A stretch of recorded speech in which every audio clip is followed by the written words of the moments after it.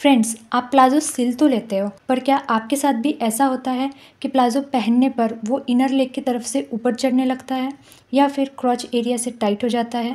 अगर हाँ, तो ये वीडियो आपके लिए ही है। इस वीडियो में मैं आपको सभी साइजेस के लिए प्लाज़ो के कटिंग और स्टिचिंग का सबसे आसान तरीका बताऊंगी, खास करके उन लोगों के लिए जो बिगिनर्स हैं। और साथ ही में इस वीडियो में हम जानेंगे कि प्लाज़ो बनाने के लिए कितना कपड़ा चाहिए होता है और इस तरह के प्लाज़ो में पॉकेट कैसे लगाई जाती है। तो चलिए वीडियो को स्टार्ट करने से पहले हम ये जान लेते हैं कि प्लाज़ो सिलने के लिए कितने मीटर कपड़े की ज़रूरत होती है। तो इसके लिए हमें अपने पुराने प्लाज़ो या फिर सलवार से तैयार लंबाई यानी रेडी लेंथ को मेजर कर लेना है। तो इसके लिए सबसे पहले हम अपनी सलवार को डबल फोल्ड कर रखेंगे। अब हमें नेफे के पास से इस तरह इंची टेप को पकड़ना है और सलवार की लंबाई को मेजर करना है। तो यहाँ पर जो हमारी सलवार की लंबाई आ रही है वो 37.5 इंच आ रही है। तो जो प्लाज़ो की रेडी लेंथ है वो भी 37.5 इंच ही रहेगी। अब हमें इसमें 3.5 इंच सिलाई के लिए मार्जिन ऐड करना है। ये 3.5 इंच कैसे बनते हैं वो भी समझ लीजिए। इसमें से 1.5 इंच हम प्लाज़ो के बॉटम को फोल्ड करने में इस्तेमाल करेंगे और बाकी के 2 इंच हम ऊपर की तरफ इलास्टिक डालने के लिए जो नेफा बनाएंगे उसमें इस्तेमाल होगा। तो अगर हम 37.5 इंच में 3.5 इंच जोड़ते हैं तो कुल मिलाकर हमें एक पार्ट के लिए 41 इंच कपड़ा चाहिए। अब जैसे कि आप जानते हैं प्लाज़ो के 2 हिस्से होते हैं, फ्रंट पार्ट और बैक पार्ट। दोनों के लिए हमें बराबर कपड़ा चाहिए। इसका मतलब है कि फ्रंट पार्ट के लिए 41 इंच और बैक पार्ट के लिए भी 41 इंच। जब हम इन दोनों को जोड़ते हैं तो टोटल कपड़ा हो जाता है 82 इंच। 82 इंच को जब हम मीटर में कन्वर्ट करते हैं तो ये होता है 2 मीटर और 8 सेंटीमीटर। लेकिन फ्रेंड्स, मेरी सलाह है कि आप हमेशा थोड़ा एक्स्ट्रा कपड़ा ही खरीदें। क्यों? क्योंकि कभी कभी कपड़े में थोड़ी टेढ़ होती है, उसको निकालने में हमारा कपड़ा वेस्ट हो जाता है। तो कभी सिलने से पहले कुछ कपड़ों को हम वॉश करते हैं तो वो सिकुड़ जाते हैं। ऐसे में थोड़ा एक्स्ट्रा कपड़ा खरीदने से सिलाई के दौरान आपको कोई परेशानी नहीं होगी और आपका प्लाज़ो एकदम परफेक्ट बनेगा। तो फ्रेंड्स, आइए अब देख लेते हैं कि कपड़े को किस तरह से फोल्ड करना है। तो यहाँ पर आपको समझाने के लिए मैंने एक पेपर लिया है। मान लीजिए कि पेपर की जो ऊपर वाली साइड है वो कपड़े की सीधी साइड है।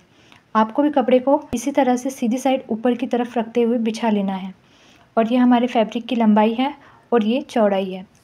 पहले हमें कपड़े को लंबाई से एक बार फोल्ड कर लेना है, कुछ इस तरह से, और फिर चौड़ाई से भी एक बार फोल्ड कर लेना है। तो देखिए, सेम उसी तरह से यहाँ पर हमने फैब्रिक को भी फोल्ड कर लिया है। यहाँ पर ये फैब्रिक की 4 लेयर्स हैं। ये फैब्रिक की ओपन वाली साइड है और ये फोल्डेड साइड है और ऊपर की तरफ भी फैब्रिक की ओपन वाली साइड है। अब यहाँ ऊपर की तरफ हम स्ट्रेट लाइन ड्रॉ करेंगे और जो भी कपड़ा ऊपर नीचे होगा उसको कट कर एक लेवल में कर लेंगे। अब यहाँ से नीचे की तरफ 2 इंच पर हम इलास्टिक डालने के लिए नेफे की मार्किंग करेंगे। नेफे की मार्किंग हम इलास्टिक के अकॉर्डिंग करते हैं। जितनी भी आपकी इलास्टिक की चौड़ाई हो उसमें 1 इंच बढ़ाकर आपको नेफे की मार्किंग करनी होती है। तो आप देख सकते हो यहाँ पर इलास्टिक की चौड़ाई 1 इंच है तो मैं 2 इंच पर मार्किंग करूँगी। यहाँ पर जो कपड़ा मैं यूज़ कर रही हूँ वो लंबाई में थोड़ा सा कम है, इसलिए 2 इंच की जगह पर 1.5 इंच पर ही मैं नेफे की मार्किंग करूँगी। अब यहाँ से हम प्लाज़ो की लंबाई की मार्किंग करेंगे। तो यहाँ पर प्लाज़ो की जो रेडी लेंथ है वो 37.5 इंच है और उसमें 1.5 इंच हम बॉटम फोल्ड करने के लिए ऐड करेंगे। तो यहाँ पर मैं 39 इंच पर एक मार्क लगाऊंगी और स्ट्रेट लाइन ड्रॉ कर लूँगी।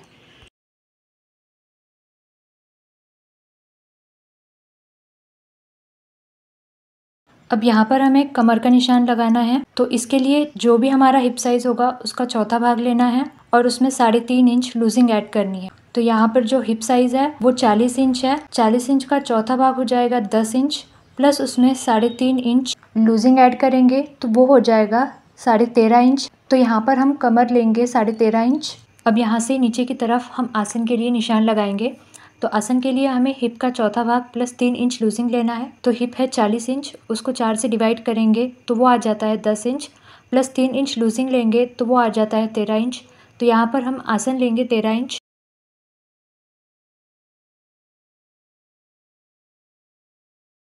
अब यहाँ पर हमने 13.5 इंच कमर ली थी तो यहाँ पर भी हमें 13.5 इंच पर ही एक निशान लगाना है। अब इन दोनों निशानों को हमें स्ट्रेट लाइन ड्रॉ करते हुए जोड़ लेना है।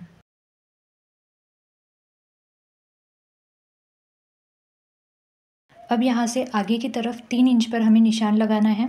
फ्रेंड्स, अगर हिप साइज़ 40 इंच या फिर उससे कम है तो ये निशान आपको 2.5 से लेकर 3 इंच पर लगाना है। और अगर हिप साइज़ 40 इंच से ज़्यादा है तो आप 3.5 इंच से लेकर 4 इंच तक भी ये निशान लगा सकते हो। अब इस कॉर्नर से टेप को तिरछा रखते हुए 1.25 इंच पर मार्किंग करनी है और आसन की गोलाई देनी है। ये गोलाई आपको ज़्यादा अंदर से नहीं देनी है, वरना आसन में खिंचाव आ सकता है। अब इस निशान को जो हमने प्लाजो की लंबाई का निशान लगाया था उससे तिरछा जोड़ लेना है।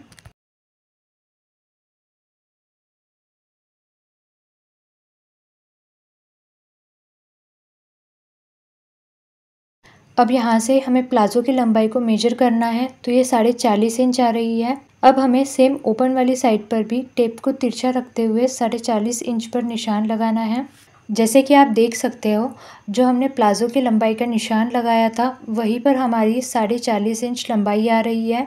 ऐसा इसलिए क्योंकि यहाँ पर हमारे फैब्रिक का जो अर्ज है वो सिर्फ 35 इंच है, जो कि नॉर्मली फैब्रिक का जो अर्ज होता है उससे कम है। फ्रेंड्स, अगर आपके फैब्रिक का अर्ज 40 से लेके 42 इंच है या फिर उससे भी ज़्यादा है, तो हो सकता है यहाँ से जब आप इंची टेप को तिरछा रखते हुए लंबाई का निशान लगाओ तो ये हमने जो पहले प्लाजो के लेंथ की मार्किंग की थी उससे 1 से लेकर 1.5 इंच तक कम आएगा। ऐसे में आपने उस निशान को अपने प्लाजो के बॉटम से गोलाई देते हुए जोड़ लेना है। अब यहाँ पर हमने पहले जो लंबाई का निशान लगाया था उसी पर 40.5 इंच आ रहे हैं, तो हम अब इन्हीं निशानों पर से अपने प्लाजो की कटिंग कर लेंगे। अब हम रॉन्ग साइड पर निशान लगा देंगे, तो आपको यहाँ से 2 पल्लों को उठाना है और इस तरह निशान लगा देना है। अब हम प्लाजो पर पॉकेट लगाने के लिए मार्किंग करेंगे, तो उसके लिए इस तरह आपको प्लाजो के 2 पल्लों को पकड़ना है और ओपन कर कर बिछा लेना है। अब जो नीचे वाला पैनल है उसको हमें हटा लेना है और ऊपर वाले पैनल को सीधी साइड ऊपर की तरफ करते हुए बिछा लेना है।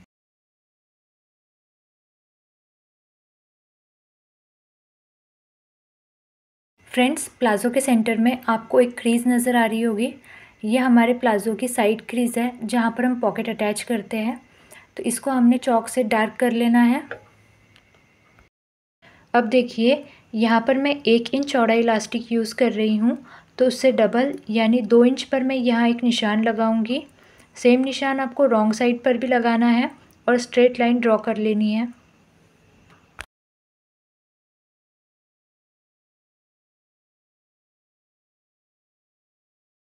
अब यहाँ पर पॉकेट बनाने के लिए हमने जो कपड़ा यूज़ किया है उसकी लंबाई 12 इंच है और उसकी चौड़ाई 14 इंच है।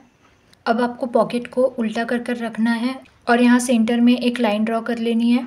अब इस लाइन पर हम यहाँ से 2 इंच पर एक निशान लगाएंगे। अब यहाँ से नीचे की तरफ 5 इंच पर हमें पॉकेट के ओपनिंग का निशान लगाना है। ये निशान आप 6 इंच पर भी लगा सकते हो।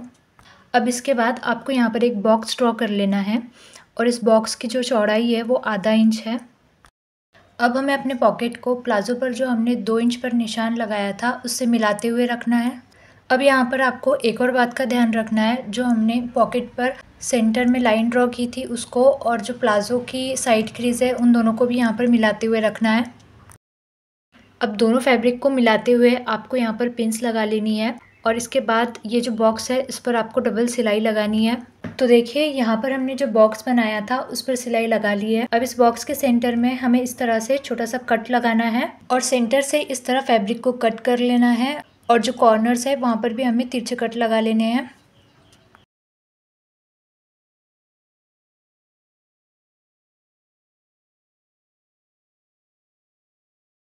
अब ये जो पॉकेट का कपड़ा है इसको हमें रॉन्ग साइड की तरफ टर्न कर लेना है और जो पॉकेट की ओपनिंग है उस पर एक बार आयरन कर लेना है। अब आयरन करने के बाद हमें यहाँ से लेकर यहाँ तक टॉप स्टिच लगा लेनी है। टॉप स्टिच लगाने के बाद अब हम फिर से एक बार अपने पॉकेट के फैब्रिक को राइट साइड की तरफ टर्न करेंगे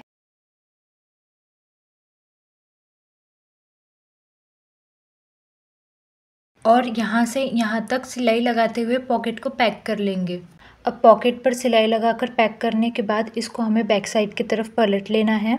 इस तरह से आप पॉकेट पर सिलाई लगाकर उसको पैक करते हो तो बैक साइड से आपको बिल्कुल भी मार्जिन नहीं दिखाई देगा। तो यहाँ पर हमारा पॉकेट बनकर रेडी है। अब हमें दोनों ही पैनल्स की राइट साइड को अंदर की तरफ मिलाते हुए रखना है और दोनों ही साइड के आसन को यहाँ से लेकर यहाँ तक और यहाँ से लेकर यहाँ तक सिलाई लगाते हुए जोड़ लेना है। अब आसन पर सिलाई लगाने के बाद हमें प्लाज़ो को इस तरह सेंटर से पकड़ना है और ओपन कर लेना है। तो देखिए अब दोनों ही आसन बीच में आ चुके हैं। अब हमें इसके इनर लेग पर यहाँ से लेकर यहाँ तक डबल सिलाई लगा लेनी है और जो बॉटम फोल्ड करने के लिए 1.5 इंच एक्स्ट्रा फैब्रिक रखा था उसको भी डबल फोल्ड कर उस पर सिलाई लगा लेनी है। इनर लेग में सिलाई लगाने के बाद हमें इलास्टिक डालने के लिए नेफा फोल्ड करना है। तो पहले हम आधा इंच फोल्ड करके पूरे राउंड में सिलाई लगा लेंगे इस तरह से, और फिर उसके बाद जितनी आपकी इलास्टिक की चौड़ाई है उतने इंच फैब्रिक फोल्ड करके नेफा बना लेंगे। फ्रेंड्स, नेफा फोल्ड करने से पहले आपको एक बात का ध्यान रखना है। ये जो हमारा पॉकेट है इसको आपको प्लाज़ो के साइड क्रीज के दाईं तरफ यानी राइट हैंड साइड तरफ रखना है। और जब आप नेफा फोल्ड करोगे तो इस पॉकेट को आपको ऊपर की तरफ से नेफे के अंदर आधा इंच तक दबा देना है और नेफे के ऊपर से सिलाई लगा लेनी है। इससे क्या होगा, आपका पॉकेट लटकेगा भी नहीं और पॉकेट ऊपर की तरफ से पैक भी हो जाएगा। अब देखिए यहाँ पर पॉकेट के पास से ही आपको नेफे को फोल्ड करना स्टार्ट करना है और बीच बीच में आपको इलास्टिक रखते हुए चेक करना है कि नेफा सही से बन रहा है या नहीं। और यहाँ पर जो हम नेफा बना रहे हैं उसको आपको इलास्टिक से 1 से लेके 2 पॉइंट जितना लूज ही रखना है ताकि जब हम उसमें इलास्टिक इंसर्ट करें तो वो आसानी से इंसर्ट हो जाए। यहाँ पर हमें नेफे को पूरा पैक नहीं करना है, थोड़ी सी ओपनिंग रखनी है इलास्टिक को इंसर्ट करने के लिए। फ्रेंड्स, यहाँ पर हमने 31 इंच लंबा इलास्टिक लिया है, तो जो भी हमारी कमर का मेजरमेंट होगा उसमें से आपको 3 इंच माइनस करके इलास्टिक की लेंथ लेनी है। अब यहाँ पर हमें इलास्टिक के एक सिरे पर सेफ्टी पिन लगानी है और इस तरीके से इलास्टिक को नेफे के अंदर इंसर्ट करना है। तो फ्रेंड्स, ये जो तरीका मैंने आपको बताया प्लाज़ो में इलास्टिक लगाने का, ये बहुत ही आसान तरीका है, खास करके बिगिनर्स के लिए।